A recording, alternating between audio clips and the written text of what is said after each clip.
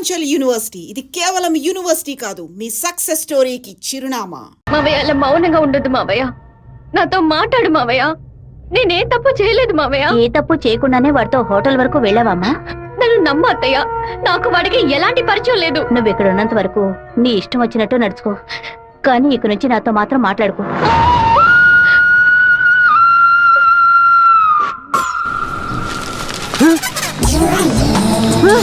தெய்வீகமான திருச்சி டவுனுக்குள்ள இப்படி டவுசர் சட்டையோட அலையிறாளுல இந்த கேக்குறேன். பாத்ரூமுக்குள்ள குளிச்சு புட்டு மாத்து துணி கூட மாத்தாம எங்க போயிட்டு இருக்கீங்க? நீங்க வடநாடா? அதானே பார்த்தேன். தமிழ்நாட்டுக்கார பிள்ளைய இப்படி டெஸ் பண்ணாதேலே.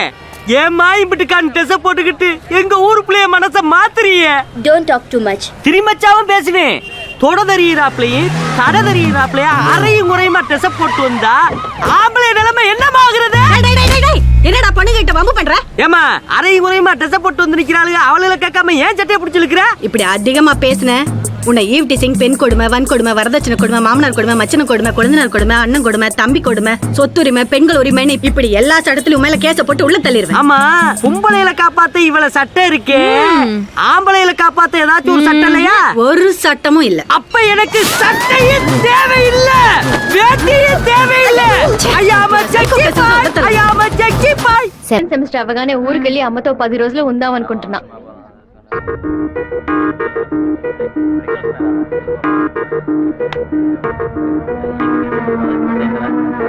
నీకు అసలు కనికరమే లేదా? ఎందుకు నా వెంటపడి టార్చర్ పెడుతున్నావు? మావయ్య నన్ను అసలు ఎంత అసహ్యంగా చూశాడో. ఇన్ని రోజులు కన్ను తల్లిలా చూసుకున్న నా అత్తయ్య నాతో మాట్లాడనుంది.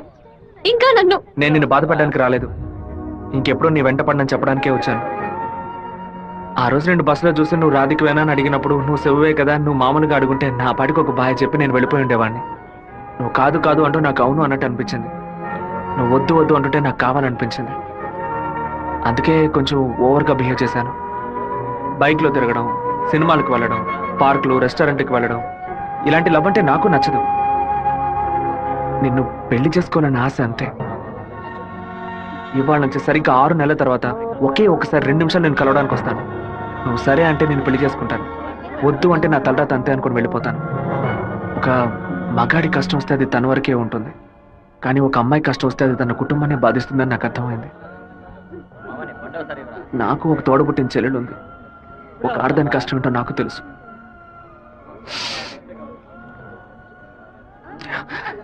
నిన్ను రెస్టారెంట్ కంపల్ చేసి పిలవడం నా తప్పే.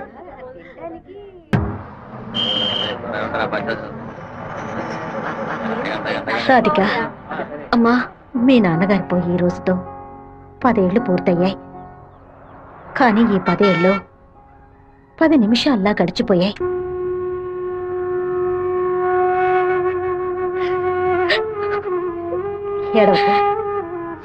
ఏడవకూడదు.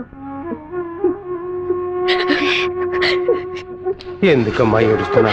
నా కొడుకు చచ్చిపోయాడురా. నువ్వు నాకు మనవరాలివి కాదమ్మా, మనవడివి. గుండెల నిండా ధైర్యంతో ఉండు, మనస్సుని రాయి చేసుకుని బతకాలమ్మా.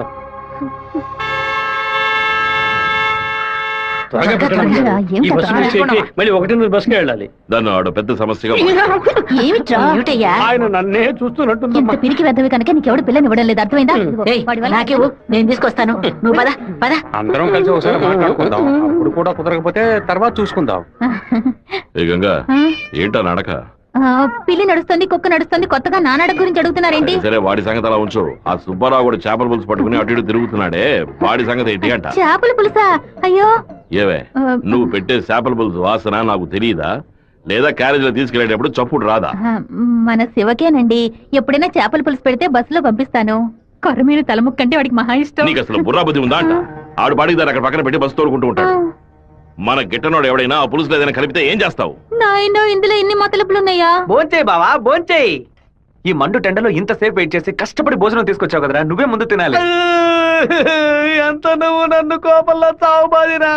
భోజనం విషయంలో మాత్రం ఇంత బోళాగా ఉంటావు అనుకోలేదు. నీ ప్రేమకు అసలు ఎలలే లేకుండా పోయాయి. నీ ప్రేమకు నేను ఎప్పుడు బానిసగా ఉంటాను రా. ఏంట్రా సత్తిగా భోజనం బాగా రుచిగా ఉందా? అమ్మగారు చేతి వంట కదా, అదిరిపోతుంది మరి. నీకు మైకం వచ్చేలాగేమి లేదు బావా.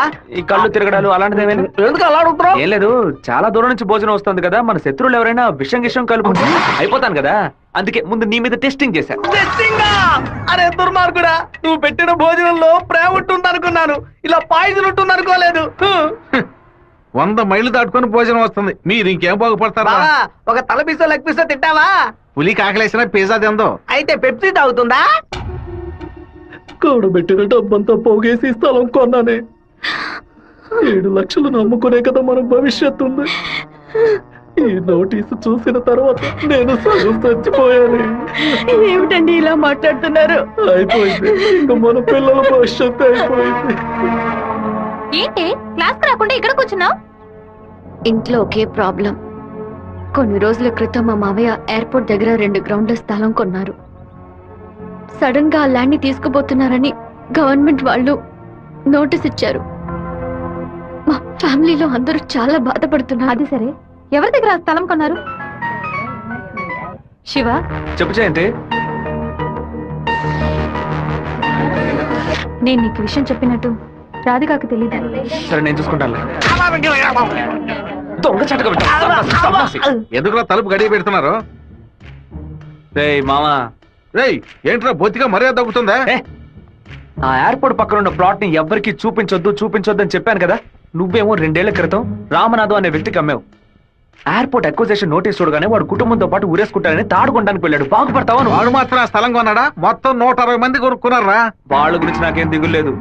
ఇతని సంగతి ఏంటి? నేను తీసుకున్న ఇంట్రీమ్ స్టే ని ఎయిర్పోర్ట్ అథారిటీ కొట్టేసింది. హైకోర్టుకి వెళ్ళి పర్మనెంట్ స్టే తీసుకుంటే సరిపోయా. నీతో ఇలా మాట్లాడితే వర్కౌట్ అవుతుంది కానీ రే సత్తిగా, జేసీపీ సత్యమూర్తికి ఫోన్ చేస్తాను.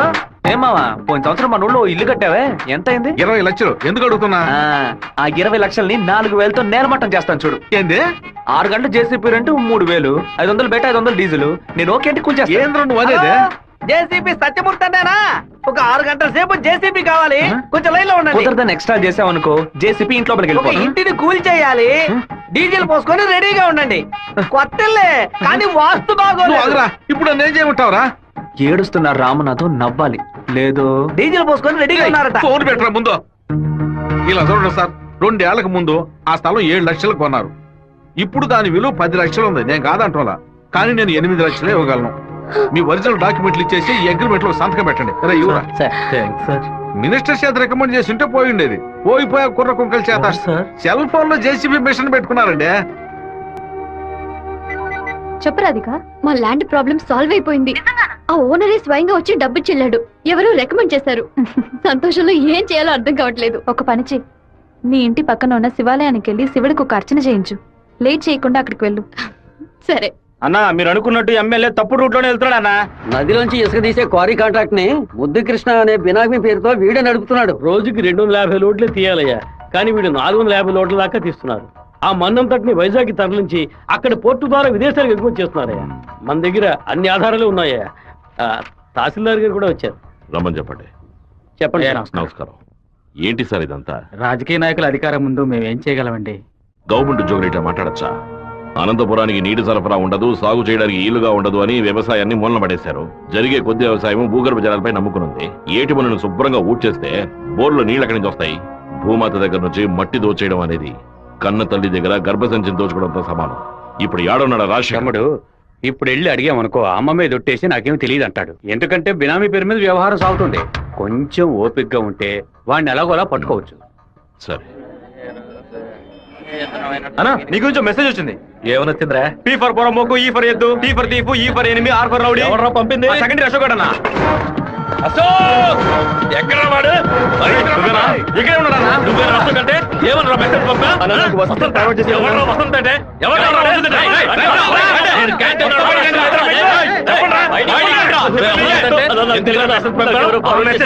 మార్వాడు చేసింది? ఈ జయంతి ఆ మెసేజ్ ని క్రియేట్ చేసింది నేనే. అందరి దగ్గర మొబైల్ చెక్ చేయండి రా. నిన్న క్యాంటీన్ లో పీటర్ మంజుని ర్యాగింగ్ చేశాడు కదా, ఆ కోపంలో మంజుకి మెసేజ్ పంపించాను. అది ఎవరికో ఫార్వర్డ్ చేసింది. ఇక్కడ ఉన్న వాళ్ళ ఇన్బాక్స్ లో మెసేజ్ కనుక ఉందంటే వాళ్ళ బట్టలు తీసి నడి రోడ్డులో చెప్పు జయంతి. చెప్పండి రా. ఆ మెసేజ్ నాకు వెంటనే ఫార్వర్డ్ చేయి. నేను దాన్ని రాధికకు పంపిస్తాను. దాన్ని డిలీట్ చేయకుండా వాడికి చూపించమని చెప్పు. ఎవడరా ఈ నంబర్? నాకేం తెలియదు. ఎవడరా నీకు పంపింది? శివ. శివ పంపించాడు. డిలీట్ చేయొద్దు. ఎవడు శివ? మెసేజ్ పంపించిందన్నా. ఉమా ఎవర్రా ఉమా? రేయ్ దీని మొబైల్ చెక్ చేయరా. పంపించింది మంజు అన్న. ఏయ్ ఎవరు పంపారా నీకు? రాధిక. అసలు మెసేజ్ నీకు ఎవరు పంపారా? ఫార్వర్డ్ మెసేజ్ ఎవరో నాకు తెలీదు. 9842465567 ఎవరి నెంబర్ ఇది? నాకు తెలీదు. ఎవరి నెంబర్ ఇది? బాస్ నేనే బాస్. నేనే ఆ మెసేజ్ క్రియేట్ చేశాను.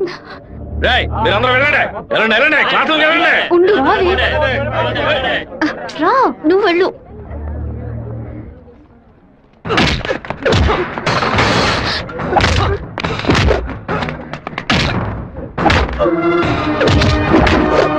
నేను వెళ్ళి నిజం చెప్పేశాను. వదులు.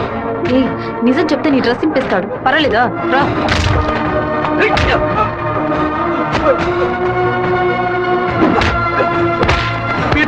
ఆగు నా మాట అసలు నువ్వేం మాట్లాడుకో.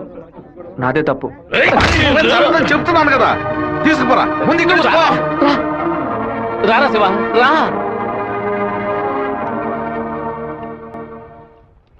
ఏరా వాడు నిన్ను కొడితే నువ్వు తిరిగి కొట్టవా? ఏమయ్యా బావా, నువ్వు చూస్తూ ఊరుకున్నావా? ఈ ఊళ్ళో ఈ బ్రతుకు బతికే బదులు మన ఊరికి వచ్చి బర్రె కొట్టల దగ్గర పేడెత్తుకొని బతకొచ్చు కదయ్యా. రేయ్ నన్నేం చేయమంటావరా? ఇది ఎందుకు మెసేజ్ ఇచ్చాడు? ఇస్తాడయ్యా ఇస్తాడు. దాన్ని నువ్వు మేనేజ్ చేయాలి. అట్లా చేయకుండా వదిలేరా. రే పంది, నువ్వు చూస్తూ ఊరుకున్నావా? ఊరుకోరా. లేదట్రా నీకు? ఊరుకోరా. పీకానంటే వదిలేయమంటే వదిలేస్తాను అనుకున్నావా? ఏం చేయాలో నాకు తెలుసురా. అయ్యగారికి ఇప్పుడే ఫోన్ చేసి చెప్తాను. ఫోన్ లాక్కుంటే పీసీ పోలేదు అనుకున్నావా? టెలిగ్రామ్ చేస్తాను. పౌరంతో సందేశం పంపిస్తాను. విషయం బయటికి తెలిస్తే అమ్మాయికి ఏమవుతుందని భయపడి నేను మూసుకొని వచ్చాను. నువ్వేమో దగ్గరెచ్చిపోతున్నావు. చంపేస్తాను. చంపరా చంపే. నేను ఈ తిరుపతి వదిలి వెళ్లేలోపు వాడు గొంతు పిసికి చంపకపోతే నా పేరు సత్యబాబే కాదు. ఇదే నా శపథం. ఏంటి సార్ ఇది? ఆ పంతులు స్ట్రైట్ గా కమిషనర్ కే కంప్లైంట్ ఇచ్చాడు. ఏ పెడతావు సార్ వాడిని? నా మాట విని నువ్వు లొంగిపో. అప్పుడే ఈ టేబుల్ మీద ఉన్న నీ కేసు ఫైలు ఆ షెల్ఫ్ కి వెళుతుంది. వారంలో నువ్వు బెయిల్ మీద బయటికి రావచ్చు. లేకపోతే కమిషనర్ నీకు స్పాట్ పెడతాడు. సరే బొక్కలతో ఏంటన్నా? మనసు చాలా బాధగా ఉంది జయంతి. నేను నిద్రపోయే వారం రోజులైంది. నేను చేసిన తప్పుకి శివ దెబ్బలు తిన్నాడని తలుచుకుంటేనే బాధగా ఉంది. సారీ 4 సార్లు మెసేజ్ పంపించాను. వాడు రిప్లై కూడా చేయలేదు. వెంటనే పర్సనల్ గా కలిసి సారీ చెప్పాలని ఉంది.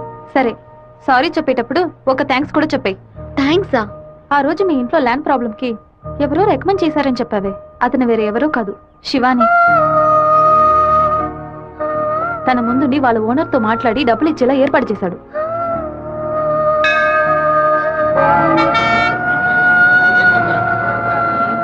రాధిక, నమశివాయ నమశివాయ నమశివాయ. ఏంటి మూడోట్లో ఉన్నావు? అంతా మంచి మూడేలే. శివాకి సారీ చెప్పబోతున్నావనా?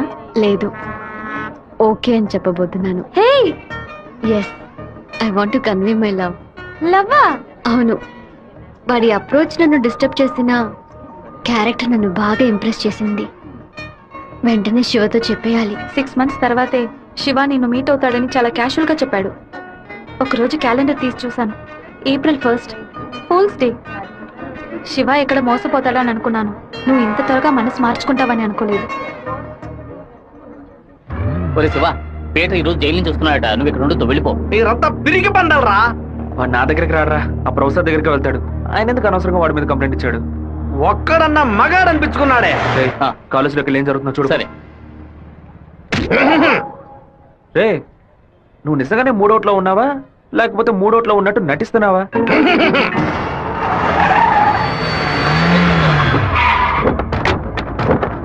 పంతులు ఎక్కడున్నారా? రారా బయటికి. రే సోమనాథం,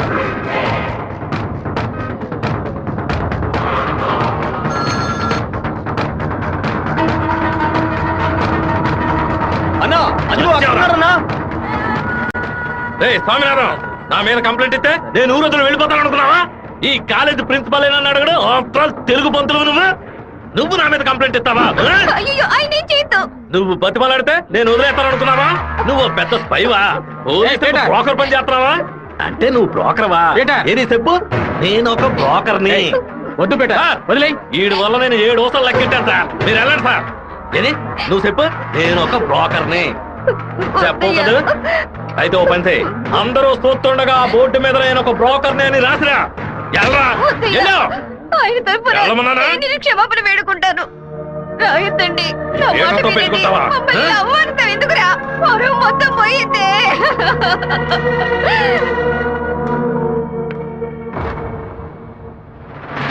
ఏయ్! వద్దురా. ఆయన్ని తీసుకురా. వద్దురా. ఆయన్ని వదిలేయరా.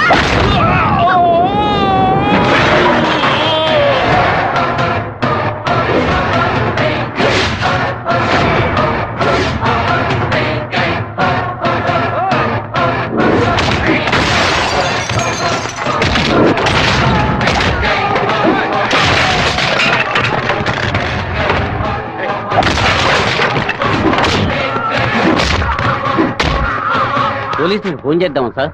వాడిని మనం అసలు ఏమీ చేయలేకపోతున్నాం. కొట్టేవాడిని ఆపడం ఎందుకు?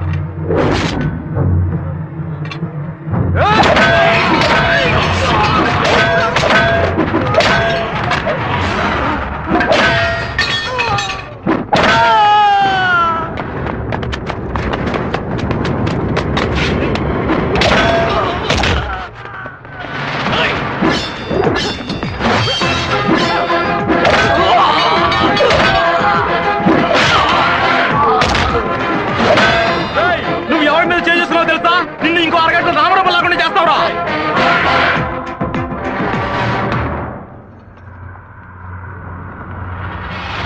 బాబు నువ్వు ఇక్కడి నుంచి వెళ్ళిపో. వాళ్ళు వచ్చారంటే నేను వదిలిపెట్టరు.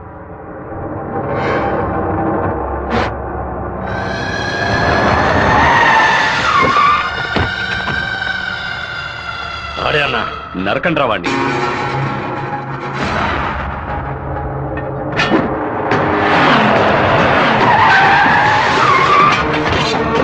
వీరభద్రం అన్న. రే ఆగరా.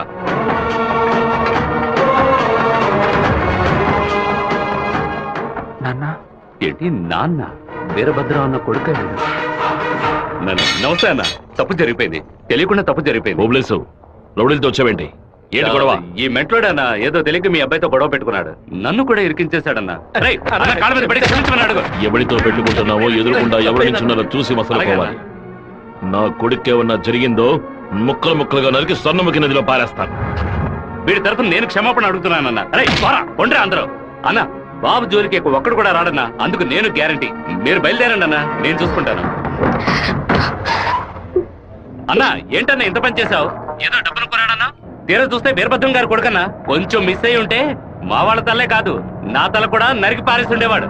దయచేసి నన్ను నా వాళ్ళని ఈ మ్యాటర్లో మాత్రం ఇన్వాల్వ్ చేయదన్నా. నన్ను వదిలేయన్నా. 57వ సెల్లు. నా కళ మొత్తం చెదిరిపోతుంది అనుకోలేదు. వాడికి ఎంత కోపమా! ఎందుకన్నా మూర్ఖంగా బిహేవ్ చేశాడు. ఆ వీరభద్రం వాడి నాన్న టెన్షన్ అవ్వదు. పెద్ద తప్పు చేశాడు. మెంటల్లా మాట్లాడుకో. నా ప్రేమ మొత్తం నా మనసులో దాచిపెట్టుకుంటాను. అతనికి ఏం చెప్పను. నా కళ కళ్ళైంది.